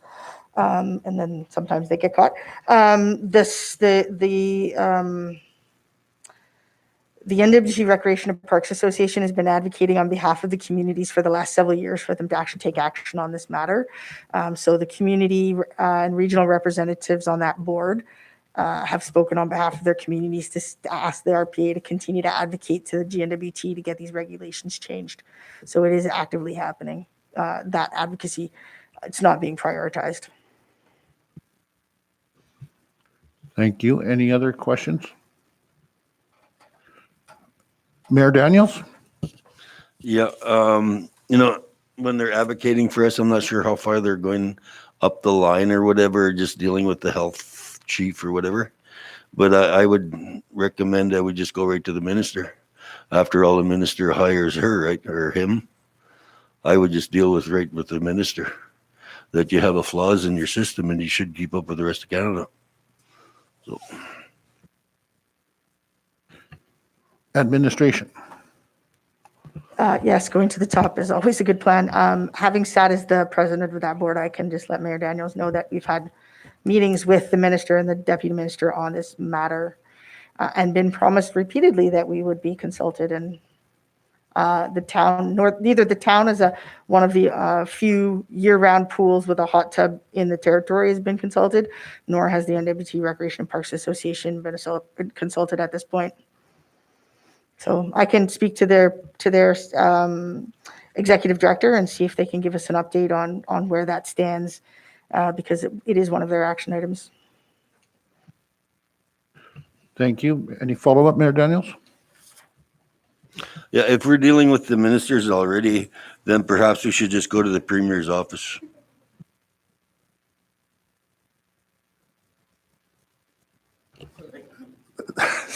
That is- Oh, okay, thank you. Okay, any more questions for the director? Seeing none, we'll carry on. Protective Services Report, Fire Department Statistics Training Report, December. Administration? Thank you. You can see for the fire department, they had 2 false alarms and 1 assistance to the ambulance during the month of December. And then you can see their training, which is fairly standard. A number of our operators or a number of our members have recently obtained their class 4, so they can now drive the ambulance. And I think I may have said this at the last meeting. A number of our firefighters have completed their 1001 to be qualified for the level of service that we offer. For the ambulance report, yeah, so many calls. Again, 8 medevacs, slightly down from last month. But you can see that as of December 27th, they had done run 363. So our volunteer ambulance service is getting called almost 1 call per day through the year, which is a fairly high number. And again, like I said earlier today, I think the first weekend they'd already received 7 calls is what the director told me. So the month of January is going quite well as well. So very busy service, continued use of medevac, high use of medevac. Again, this may be related to services that are offered at our health center or that are no longer offered at our health center and certainly might benefit from having a delegation on that. Hint, hint, nudge, nudge. Life-threatening incidents continue to be high as well. And you can see he likes to draw graphs. So our 3-year EMS call average is fairly high, with our calls this year exceeding our 3-year average for EMS. Fire, a little bit, but fairly stable. And then bylaw, mostly animal control. The bylaw officer was on leave for a good portion of the month. But again, some interactions around animal control. Oh, and I'll just say dog bite without provocation. Those take a fair amount of time. We receive a report from the health center and then have to go out and investigate those and then provide a report to environmental health. Thank you. Any questions on fire department, ambulance, or bylaw department? Yeah, I just have a, Councillor Fritz. yeah. How many active EMS volunteers do we have in Fort Smith? Administration. Currently, we have 35 members of our joint fire and ambulance service. So most of our, in the last 2 years, most of our members of both services have cross-trained. So we have about 35 active members. Councillor Tuckey. Just one quick question about the dog bite without provocation. Hopefully that's not the same animal. No, thank you. Any other questions? Yeah. Councillor Ferguson. Yeah, no, I just have a question about on December 10th, they had a non-life-threatening incident and they had 4 members of crew on that. Was that a training incident? Administration. I don't get details on those incidences because some of them are related to personal information. Thank you. Any other questions? Mayor Daniels? Yeah, I just want to alliterate something is, that we do have 35 volunteers with a possibility of 15 more to come, but our facility is too small. That's all. Okay, any other questions? I just have Councillor one- Crowe? I was wondering if we could, do we need to make a motion to request a delegation from the COO from the hospital as well as the regional chair of the Wellness Council to come to council to have a discussion with us about our health services? I think that's a great idea. Administration? I'm not sure you're shooting high enough. The COO has come to delegate a couple times to the last council. I haven't heard from her recently. I'm going to guess because COVID. But I think there have been questions that council has had that she is unable to answer because it's outside of scope of her level of authority. So you might want to go higher. Then I Counselor. suggest that we engage both our MLA and our Deputy Minister of Health and our Minister of Health and possibly the Premier about the erosion of services to the citizens of Fort Smith in the Health Department. Administration? I can work with the mayor to draft such a invitation. Thank you. Any other questions? Oh, administration. Sorry, I think that should be a motion. Yeah, it should, I'll make it as a motion that we draft a letter requesting an audience with, to start with the COO, the Regional Wellness Council, the MLA, the Deputy Minister, the Minister of Health, and possibly the Premier about this or health services for the community of Fort Smith. seconder, Ferguson? I'll second that. Questions? I have one question. Do you think we're going to invite too many people at once? Should we just have in 1 week the Minister of Health and that, and the other week the other minister? Because if we get both of them here. I think you're likely to only get them virtually. Okay, well, I'll let you guys handle it. Just. Any other, all in favor? Okay, good, all passed. Any other questions? I just have one. Did we ever hear about what happened to all the dogs that were impounded to Red Deer? Are they doing good or? Administration. Yeah, thank you for that question. Yeah, some of them have already been rehomed. Puppies, I think mostly the puppies have been rehomed. I've seen some beautiful pictures of one dog who only had one eye, running with joy and a little Christmas bow. Yeah, I think that the goal is the majority of them will be rehabilitated and rehomed. Some of them have been identified as probably not going to be possible to rehome them, but they're feeling confident that most of them will be successful. So I think that's a good outcome for us. Thank you. Any more questions? Seeing none, we'll move on to the annual statistics, December. Administration? Okay, thank you. Then we'll move on to the advisory boards. Sustainable Development Advisory Board. Who's? Administration. Thanks. We don't have minutes. I don't remember if Councilor McDonald remembers the December meeting. You spoke briefly to that at council last time. We did not have quorum at this last meeting, so. Okay, thank you. We'll move right on along. Bylaw policy and review, nothing. Administration, briefing note on capital plan.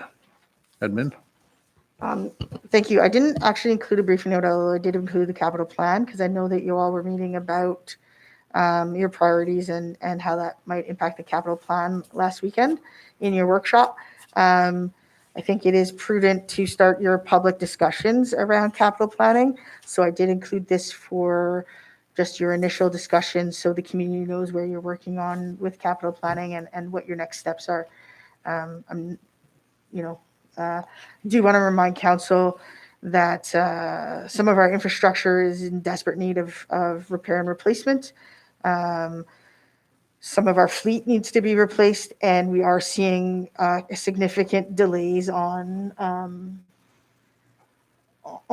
fleet in particular, and being told by vendors that if we have items we want to order, we need to get them in sooner rather than later. Otherwise, we're looking at least a year to 2 years to get delivery of fleet. I think GNW department's experiencing the same thing. So no pressure. Don't want to make that a pressure thing. But you may want to just start your discussions and then table it again for next month. Okay, any questions on the capital plan? Are we still planning to meet this Saturday? Are we talking, is that still on the Saturday morning at 9 AM again? Is that what we were talking about? That's what I understood we agreed on last week. Okay. And is this something that we're inviting our SAO to join us? Yep. Would you join us, Ex- SAO? Excellent. Make it a date. I just want to make sure the council understands that it's you have to have some of these budget discussions publicly. So that might be that we're in the plan. We've seen your budget discussion right now. Might be we've seen the capital plan. Here's what's been proposed by senior management, and we will workshop it and then bring it to the next. That might be where you're at, but you have to start having these publicly. Because budgeting is a public process. I'd like to make comment. We're going to be off, not on camera or anything. We're just going to, a workshop. Okay, thanks. Because everybody could be wide open, say what they want, how they want. Okay, thank you. Any other questions? I just want to confirm that everyone is going to be there on this Saturday morning at 9 AM.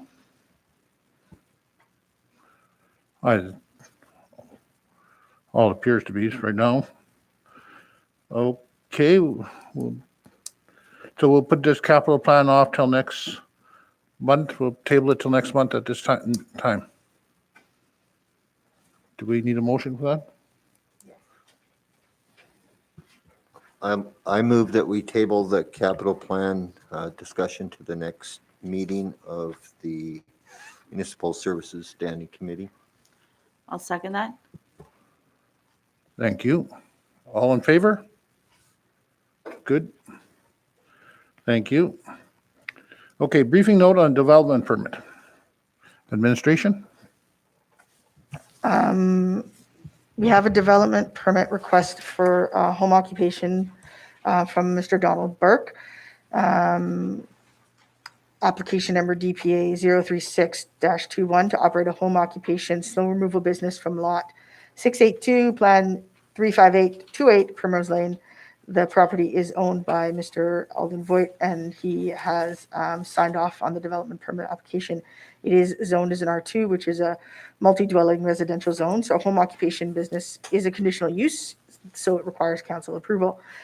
He's applied for an occupation business license to operate a snow removal business. He's been given all the appropriate documents around operating a home occupation business in the town of Fort Smith. He indicates that his business activities include desk operation and snow removal, meets the conditions of the business bylaw. The business preserves the character of the residential zone and preserves the rights of residents to quiet enjoyment of the residential neighborhood. We've contacted him directly. There is no heavy equipment involved. This will be a quad and plow kind of operation. So there won't be any heavy equipment held on his property. So our recommendation is that the DPA be approved. We don't need motion for that, just all in favor, eh? A motion. Yeah. So I'll Councillor Ferguson. motion that Donald Burke be approved for his business license to operate snow removal, the DPA 03721. Well, how come I get a different number? Okay, and seconder? Oh, I'll second.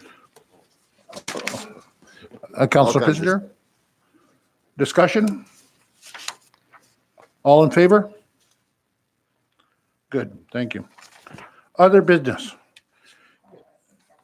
We're gonna go in camera, but can I bring up one thing before that? I don't know if I could. Yeah. Just the safety. I want to bring up back to this afternoon what we talked about. When the guys go down to do the water plant checks, I want to make a motion or do something. Just as long as they don't go down with a radio and one person, I want 2 people in 2 trucks to go down there, just as safety. I don't know if proper place to An bring it up or not. operational procedure. I know, but I just still think it's not following. If we have I might be out of line here, but I'm just bringing it up because I feel strong on it. On going down to check the river pumps, if they just use a phone, the guy falls or slips off that catwalk, he's not phoning anybody. I just want 2 people there at all times. I know I might be on your operational procedures, but let's do something safety for the guys. Thanks. Administration, sorry. Thank you. Thank you for your ongoing concern for the staff and their safety. Just as an FYI, we are reviewing our occupational health and safety practices across the board. Our Director of Protective Services, that's one of his portfolios, and that's what he's working on diligently right now, is a number of items that will be addressed in the coming months. But yes, we will always ensure that our staff are practicing safe workplace habits. And having somebody close by for any time they're in an enclosed space or an unenclosed space like the catwalk, which is kind of scary, that their safety, they're always doing their safety checks and making sure that they've got their safety procedure in place. And I will confirm that that they have a proper safety procedure for that, because I believe because they go in there and it's got a confined space that they have to have 2 people there. It's part of their confined spaces training. No, it really on the back of my mind. So I want to make sure that we're looking after those people. They're going up and down that hill and not just using their phone to say, yes, I'm good when I come out of there. We won't hear things for 5-10 minutes, maybe then finally realize there's a problem. I just want to make sure that we have 2 people watching out for each other on that hill. Thank you. Okay, then we'll go. Mayor Daniels. Just to add on to that, is that catwalk, the railings aren't really secure, right? And there's, the last time we went there and checked it out, I think it was Mr. Foote that had mentioned that people go down there to smoke, and we don't want them leaning on that catwalk, right? So at that point, I just said, well, why don't you just fence it off and keep the public out here till it's fixed? Because should the public go over that, it's our stuff, right? So we're going to be held accountable, and we don't want the public to be getting hurt either. So I'm not sure how you're going to do it in the wintertime, but I would go to that link also. Administration. All part of our capital plan. Deputy Mayor Herron. I have to agree with Councillor Campbell on this one. I think he feels strongly about 2 people going down there. Yes, we can review a lot of safety things, but it's still not answering the question that Councillor Campbell asked. Are we going to fix it so that 2 people go down there? When it is, if I haven't been down there myself, but I respect Councillor Campbell's assumptions and his view on this kind of stuff. And he's been around industry a long time. He's seen a lot of things.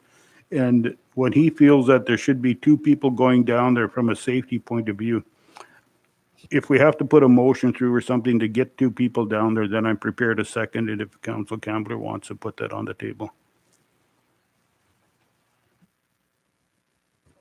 I'll put the motion on the table, but are we stepping on administration toes? But we got to be very, my conscience has to be saying, yes, we're going to follow through for the staff and not just send one down with a phone. That's the biggest thing for me. Administration. Yeah, I will speak to the staff tomorrow and confirm, especially now because we're breaking their shifts up. to ensure that to ensure that we have all the safety protocols in place. And so if that means we have to pull somebody from another department, our limitation is people who have confined spaces training. In order to supervise somebody who's in a confined space, you also have to come on confined spaces training. And we don't have a lot of staff with confined spaces training, but that doesn't mean we can't provide them appropriate backup. So I will speak to the director tomorrow, and he will follow up with the supervisor to make sure, especially as we're starting to split their shifts and there are fewer of them on it at any time. We'll make sure that there's appropriate coverage. Occupational health and safety is very important to the whole organization. So we will meet our requirements and make sure we will go above the requirements to ensure our staff are safe.